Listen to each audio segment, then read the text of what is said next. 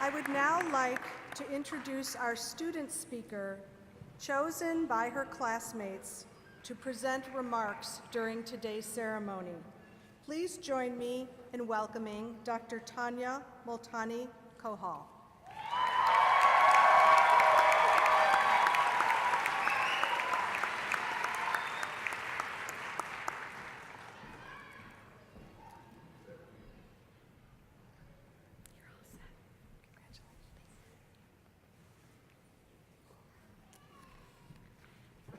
Thank you, Dr. Nuzzarello, and thank you to my classmates and all of our friends and family who've come today. In 1980, a young woman traveled 36 hours by train to arrive outside the National Institute of Mental Health and Neurosciences in Bangalore, India. She was there to start her neurosurgery residency, the first woman to ever do so in India. She had waited with bated breath for her admission letter after years of hard work and studying. Neurosurgery was her dream, but she was told more often than not that she was foolish, that she should choose another career. Her journey started, like all of ours, with attending medical school. When she received her admission letter to medical school, she was ecstatic. However, she was told that she needed to pay the tuition in person within the next few days to secure her seat. A tuition her family could not afford with a policeman father's salary. Upon hearing the news, the family's landlord approached this young woman's father and handed him the money for his daughter's tuition, stating that this was an opportunity of a lifetime. I chose to share this anecdote with you, my colleagues, my friends, because this day was possible not only because of our hard work and our perseverance, but also because of the individuals who have helped us achieve this laborious professional and personal achievement. I say laborious because we can all agree that graduating from medical school is no cakewalk. It required a lot of sacrifice and hard work, and it was really, really expensive. We have to be humble and recognize that we have reaped the benefit of support from our family and friends before medical school, our classmates and friends in medical school, and our mentors during this journey. They have all played pivotal roles in our success. This support manifested as someone to talk to when you felt lost about which path to follow in medicine, when you lost a loved one, when someone supported you in your role in leadership, or when you just needed someone to hang out with. It is now, more than ever, that we have to remind ourselves of the importance of people in our lives, of the importance of human interactions. We are entering a field that interfaces with humanity in its most vulnerable state.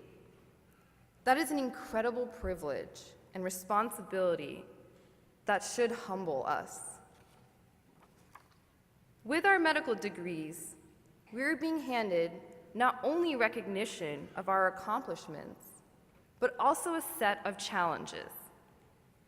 Our charge is to synthesize medical knowledge and apply that to an ever-diversifying patient base. We will encounter patients and colleagues of different race, ethnicity, socioeconomic, and sexual identities. Our challenges will be cultural, political, or limited resources, depending on where we practice medicine. Part of how we overcome these challenges is to remind ourselves of the common threads that that make us all human, and to make an effort to understand others in an empathetic and compassionate manner. We can do that by continuing to be good listeners. Winston Churchill remarked that, quote, "Courage is what it takes to stand up and speak. Courage is also what it takes to sit down and listen," end quote.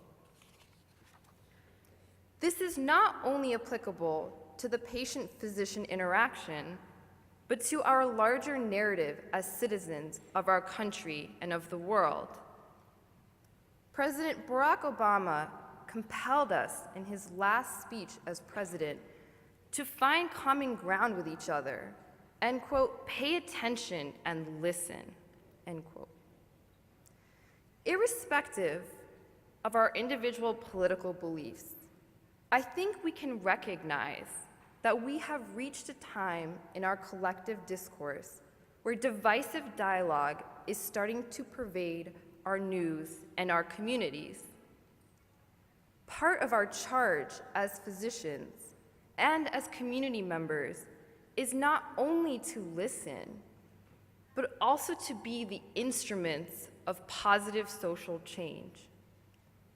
Change that brings us closer together, combats division, and instead forms communities where there may not have been any before. Who better to recognize the commonalities in humanity than physicians and future physicians? I have incredible faith that we will be physicians that value people, that listen, and are ready to stand up for this positive social change, because I already see that in all of you, my classmates. I am truly humbled by your accomplishments. You committed to being part of our community, the OUWB community. You have volunteered your time in so many different ways to help others. You have been inspiring leaders. You have been advocates for social justice and change. And you have been amazing friends. I follow now in my mother's footsteps to become a physician, as she did so many years ago in India on that day in 1980. Thanks to all of you. Congratulations, class of 2017. We really made it.